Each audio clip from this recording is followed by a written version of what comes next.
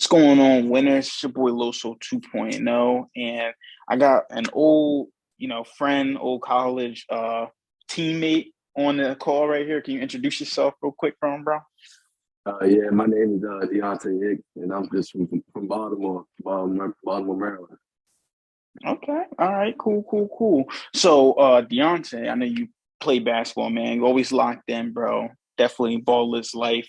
Can you kind of talk about how you got started in ball? So, funny thing is, I first started playing football, and my family all became football players. My dad was a football player, my uncles and everything. But I don't know, I played like multiple sports, so I played basketball too, and I just grew up passionate with basketball, with football, especially all the contact and stuff. Like, it was never a problem, but I just know like with basketball, that it was easier for me. Like, I loved it more than football, so I just stuck with basketball. I just rode around with there.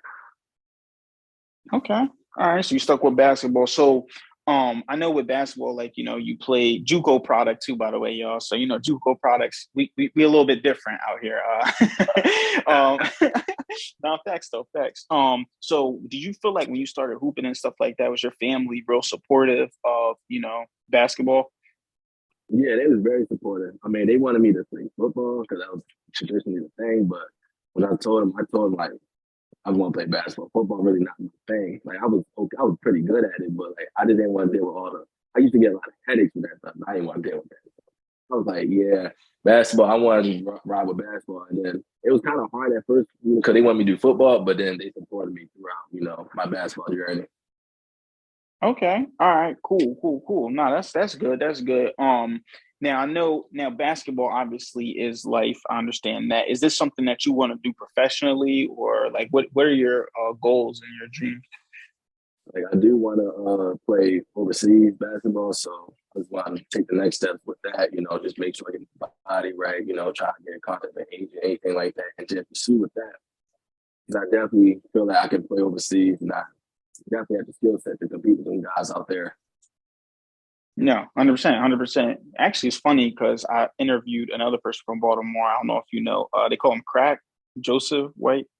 Joseph, yeah, that's my man. That's my guy. He actually plays overseas too, and he said he'd be helping guys go overseas. Did you contact him too? Yeah, I actually did talk to him. I was there after my season. I was gonna get in contact with him, try to see what we can do with that. So I'm gonna definitely hit him back up. Oh yeah, no, that's cool. That's cool, man. Hey, listen, connections. That's how you get it started though. So you want to definitely play basketball professionally. Um Now I know the life of a college athlete, especially, you were playing at a higher level too as well. How do you find time, to balance that and, just regular life? You know what I mean? Like time for, significant other, family, friends. How do you balance all that? So I just go by my schedule, and like at first, like being here at my school right now, schedule not really that hard, so it's easier to manage everything else. So you have to practice at a certain time. Probably got it early in the morning or at 2 o'clock in the afternoon. After that, then before that is what I got to do, classes, anything like that. Then after that, I can do my time with family, just a significant other, or just my alone time. Just chilling time for real. So it really wasn't that hard, balancing everything, but when it's game time, you do have to adjust because games and different times, and then that's when everything starts to hit. So you have a balance with that. But overall, it's very easy to manage though. Okay. All right. Cool. Cool. Cool. Yeah. I know. I had a couple basketball players on here too. Talk about the schedule. Talk about the grind and all that stuff. What does a typical day look like for you, as far as get enough time to play basketball and then like talk to your family and friends and everything. So early in the morning, I'll say, let me bring up. Do I want to bring up off season or just regular season? Because it's kind of different. It's kind of different. Hey, talk to them both. Talk to them both, bro. So off season, so we will get up really early, probably around like 6 o'clock, 7 o'clock. Come in the gym, weight room at first, or then we would do weight room, or we go into pool workouts, and then we go in the gym. And we get our conditioning or our skill work. And so it'll be 6 or 7 o'clock in the morning, and then we get done probably around like 9. And then probably have like class time, and then we probably get some extra stuff in like in the afternoon. We probably get some 3-on-3s, 1-on-1s, 5-on-5s, or just work out by ourselves. But then like during regular season time, it was easy just practice at 2 o'clock. Maybe I have it like 8 o'clock or anything like that. It wasn't really like 2 a day for us, but it was just that when we got our time in, though, we really had to put our work in because being in like HBCUs is kind of harder. You know, everything else, everything like that. So when we had the time to do our things, as far as like working out and everything, we really worked hard on that. And then after that, it was just class or the schedule was. But mine was really easy because I really don't have that much class yet since I'm graduating. So it was really easy on my part, just chilling after that, talk to my people or just play the game. Now, you say it's harder at an HBCU. What do you mean by that? So like, so what I mean by that is like, at your traditional PWI, you probably got like better facilities, you got different things, you got probably like it's more what can I say? It's easier because you got more things, more accessible to things. So like at this school, I would say like probably the gym is not open all the time. So we gotta find our way to work and stuff like that.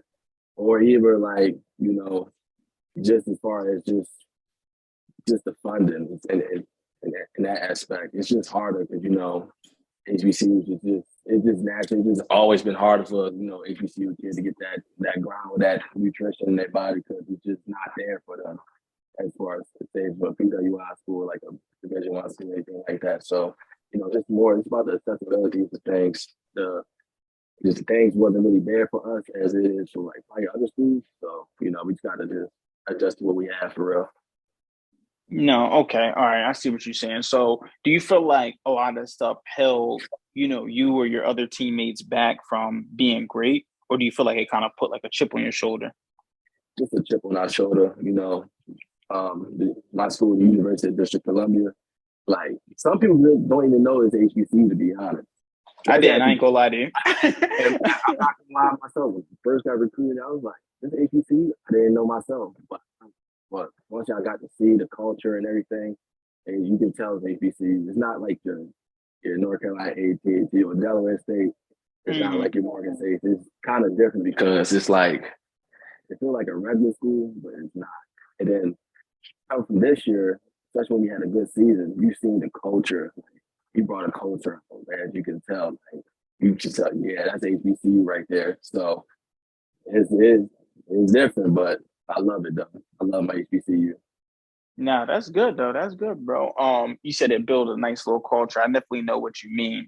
Regardless, even if you losing, sometimes it seemed like you know, watching DSU, I know that culture. So it's still it's still there regardless of it. No, for real though. Now I know with basketball, just like any sport or anything you do, right? It has its ups and downs. There might be times when you're like in a shooting slump or, you just can't really get things right. What are some things that you do for your mindset to get yourself back right? For me, honestly, I go back and look back at my old highlights and stuff because I be like, okay, yeah, there we go. I was hitting that right there, and I just know that it's not the storm never gonna last forever. So if I got a positive mindset to let you know that okay, I have a bad day today, go put the work in and come back in tomorrow. It might be a better day. So if I come with a positive mindset, I'm like, okay, I got it. If I keep a negative mindset, then I'm like, okay, then you never gonna really get out that slump. So you just gotta stay positive with it because if you're not positive, you don't believe in yourself, nobody else can believe in yourself. No, that's true. It starts with you, right? I mean? You got to believe in yourself first. And if when you start to believe in yourself, others start to see that. They start to see their confidence and they're like, oh, at first they may laugh at you, they may ridicule you, but then eventually it's like, oh, no, he really believes in himself and he's showing like he's putting in that work. And you said you guys had a pretty good season. What you guys in with? We just lost in the semifinals in our conference tournament to the number one team. They was ranked 20th in the Division Two ranking, so it's pretty good. The only thing I just didn't like though is that like usually in conference tournaments it's like kind of in neutral spots. It was in the higher seed, so they got their home court advantage, but it's all good though. That's a pretty good team. They have really, they're really structured, so I can see why like they're really like ranked pretty high in the nation. Okay. So, like I know you kind of talked about it briefly. So what's next? Like what is your moves next to try to like do and like what's your path that you got set forward for yourself? So for right now, I just want to keep training, keep working out, but also I just want to finish school. And my main goal is basically get my degree, be a first gen. And then also I want to like kind of like not go straight into pro basketball because I want to get my body right, I want to get my healthy again. I just want to get back in order. But I also just want to make sure I get my money right too at the same time. So just trying to get some summer programs from like major and tech, and then so I can make sure I'm secure and just won't rely on something if it's not coming straight away. Then I won't just be looking for like help or anything. So I just want to make sure I have my money straight first, but still train and just prepare myself for that journey when I do, which I don't, which I expect to be like less than a year. So I didn't want to like go with it, but I want to make sure I'm secure myself. Actually, Okay, I see what you're saying. So is like besides basketball, is that something that you always want to do? You always want to be in tech? yeah, it's like I've always wanted to be in tech. Just been around it. Kept me out of trouble. When I was in trouble, I wasn't near my tech, so I was like, oh man, I gotta find something. But that thing, like tech, is so like wide and it's so broad now because just technology runs the world. So, like tech always been a thing in my mind, and it's always been there for me, especially when just to basically stay out of trouble. It helped me, like the video games, laptops, anything like that, just kept me out of, harm's way and everything. So tech always been like always will always have a special heart with me. So Okay. And I'm guessing when you're saying, so, keep you out of trouble, you're talking about Baltimore, man. I heard about Baltimore. I know how it is over there. Do you feel like being in that environment helped push you to success, or did you feel like it helped hold you back? no, it never pulled me back because like I'm not gonna say like I come from Baltimore, but I'm not saying I'm in the street. I'm not a street dude. I'm not, what I'm saying. I know people that done it, but I always try to stay away from it. But sometimes when you in that environment, you can become a product of the environment. No matter how good you do in life, no matter how good you are, it can always sweep you in. And I've seen it like, from experiences and things like that, that it has like caught me sometimes. And it does make me a man today, like, from experience seeing from what I've seen out there. And it is pretty crazy, but I can't say it hasn't pulled me in because I'm doing things that people never thought I really would done. Go to school, you know, play basketball still, and get my degree. Getting my degree is really big because I'm gonna be the first person in my family, at least my immediate family, that's getting a degree. So that's a very accomplishment. Nah, bro, that's congratulations too on that. That's definitely a big step. And I know you were saying that you never got, pulled into that stuff. Now, do you hang out with friends? Do you feel like your friends and your environment help also push you out of that too as well? Like all your friends on the same path as you? Not the exact same path, but you know what I mean, to grow. Yeah, yeah, we all just want to be successful. I did have friends, people I was used to be cool with, was, and that type of stuff. And I had to realize, like, man, I don't need to be around that or anything like that. So I surrounded myself with good people, people that encourage me, I encourage them. I don't have to talk to them every day, but when we do talk, it's all about business, and we all can hang out and do things like that. But so I do hang around myself with good people. I got a good supporting cast, and I just got away from that environment where they pull you down or just be crabs in the bucket. So I do got a good supporting cast of people I call family. Even though we're not blood, we're family. No, that's definitely great. Yo, it's funny because this is so off topic, but I can tell, bro, you ready to play pro ball. Even in the interviews, you like, yep, it looks like I'm doing an NBA interview right now. Nah, for real, no, it really does though. So I know you, like we said, we kind of talked about that briefly before. Like, what I mean, you were a JUCO product. Can you kind of talk about a little bit about how it was? I know how it is for JUCO, but can you talk about a little bit how it was for your experience, playing JUCO? Yeah, so JUCO will always have a place in my heart because it really, what I'm saying, JUCO, look, it will make or break you. That's all I'm gonna say. Like JUCO, like like you didn't notice, like nobody really knows it, but like my first JUCO, like it wasn't even it wasn't Del Tech. I was Mm, at a school, I was at school in Pennsylvania, and like it wasn't really like my fit, and the coach and everything, like he really just got rid of all of us. He basically kicked us all off, like half of us off. it gets a lot of dumb stuff going on, things like that. So, I just had it kind of like that kind of messed me up. But I know, okay, I gotta find a new home that I can settle in and things like that. So that's when I got in contact with Delta, with Coach Ant, and then that's when I got him to work out and everything went very well. So JUCO, like you gotta put the work in. You do gotta do schoolwork because from firsthand experience, we seen how like it Yeah. ruined our team. Because the school messes up, and we've had a pretty good team. We were just kind of young, so we just lost games that we could have really won, but just crazy. And then you got hurt too, so that kind of messes up. So like JUCO, Deltech, it was great. Yeah, I wish we could have ran it back, but situations happen, so we couldn't do that. So then I had to go to Kansas. So I was on the hunt, so I got a lot of looks from higher, Division One JUCO.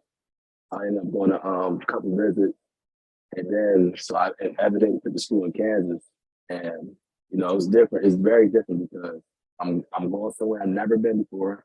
I'm thinking it's something else that in Kansas, middle of nowhere. I'm like, oh man, I don't know what's going on over here. I'm like, yeah, this is very different.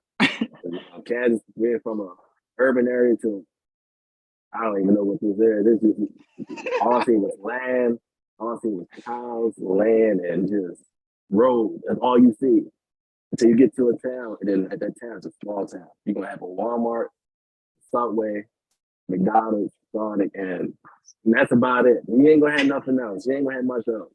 But it was good. It was very good though. I did get injuries did mess me up, but it was very good. I met a lot of good people. JUCO is still great, and you do have your little people that they always try to fend for themselves because it's JUCO. You gotta get it. You got dog eat dog world, man. You gotta be hungry. If you're not hungry, it's gonna eat you alive. That's a fact. That's definitely a fact right there. It's dog eat dog world, man. JUCO, and it creates those dogs because you, like you said, you put that chip on your shoulder, and I really feel like JUCO does almost prepare you better for college basketball than high school. I'm not going. It does. Like seeing being out there, seeing all them we was in the Jamboree in Dallas. So we seeing everybody. We did pretty good. We went undefeated. Down there. So we did pretty good, but you seeing all them coaches, you seeing everything lined up. You seeing the top players, JUCO players. You seeing remember if you know the guy who's in the league now, Jay Scrub, he's number one JUCO player. He's down there. You see everybody down there, He's like, okay, you gotta show out. We're not playing them, but you see a lot of coaches now. You seeing them too, you seeing KU, you seeing all them type of schools down there. So, that was I'm like, okay, we really gotta do something because we playing good, we gotta get the opportunity. And you did have schools come up to your practices and everything like that. So it was pretty good. It was pretty fun. It was pretty fun. I think that also showed an example of something that Coach Horn used to always say, right? Like you gotta get comfortable being uncomfortable. So you had to step out, go all the way out of place. You don't even know anything about, listen, bro, I never even been to Kansas ever in my life. And then, you had to go there just to get yourself closer to where you wanted to be at. And, the fact that you was willing to even do that was like a big step because a lot of people are scared to go take that leap of faith. And, a lot of times it can actually work out for you. And in your case, it really did work out for you well. And then you were able to come back to, DC, which is closer to, I don't know how close it is Baltimore, but okay, all right. So it's around the way. Yeah, you were able to come. You had to step away to then come back, but be in a better position. That you were in, and then get a chance to be the first generation college student, which is all good. So let me ask you a question then. So, are you a reader at all? Nah. Say it again, though. Are you a reader? Oh, I've been trying to so I want to start reading more. I'm not gonna say I do read, but most I read is kind of I probably read like stuff off the Bible, like off my app and stuff like that. That's what I've been doing most of the time now. But I do want to start reading books, to gain knowledge Okay, and stuff like that's all good. An entrepreneur, I know his name's Russell Brunson. He says, "You show me your library, and I can show who you are." So, I mean, from you reading the book, the Bible, what's the biggest lesson that you got from it? I just know that God is always there with you. The road might not look like he can show you a road. It might be like a bunch of obstacles and everything like that.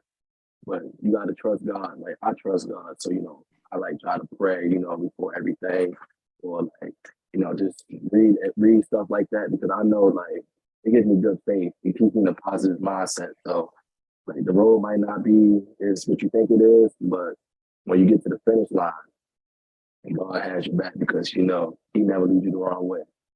So me reading the Bible just tells me, keeps me in good spirits, keeps me in good faith, and it tells me that I know that I'm gonna be in good hands. That's what's up, bro. That's definitely good. Now, if you had to leave the audience with one last piece of advice, what would you say? I say, if you can believe in yourself, believe not my fault. Believe in yourself.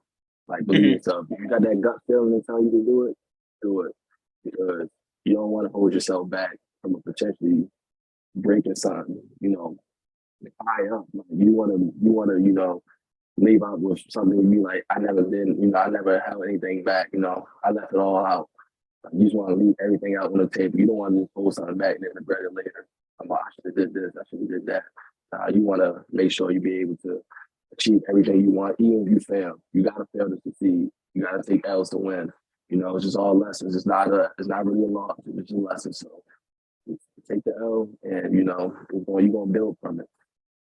I like that. You gotta take L's to win. I like that because that's what this is all about. It's about teaching these guys how to win. That's all it is, man. Yeah. If anybody had to reach out to you about any advice for basketball or even tech, how can they reach out to you? You can just hit me up on my Instagram, Tay Hicks underscore, or you can just shoot me an email, the Deonte654@gmail.com. But Instagram probably be the best way though. Okay. All right, man. Nah, thank you, bro. It was a pleasure having you on here, bro. It was nice to hear about your journey.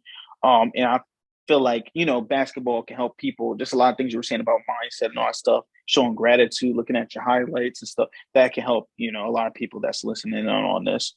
Did you have anything else to say to the audience? I don't really have nothing else to say, but I just want the audience to know that, just you can do whatever you want. Just put in your brain that you can make it happen and watch you make it happen. Might not look good at the beginning, but and it still look good. That's all I really have to say to the audience. Okay, man. I appreciate you definitely for hopping on here. Appreciate all my followers and listeners for listening in, y'all. While y'all listening in to purchase your copy of Winners Win, the book that got straight to a winner success, man. Keep killing the day. Winners win, losers lose, and you guys pray for success like that. I'll Yes, see you guys.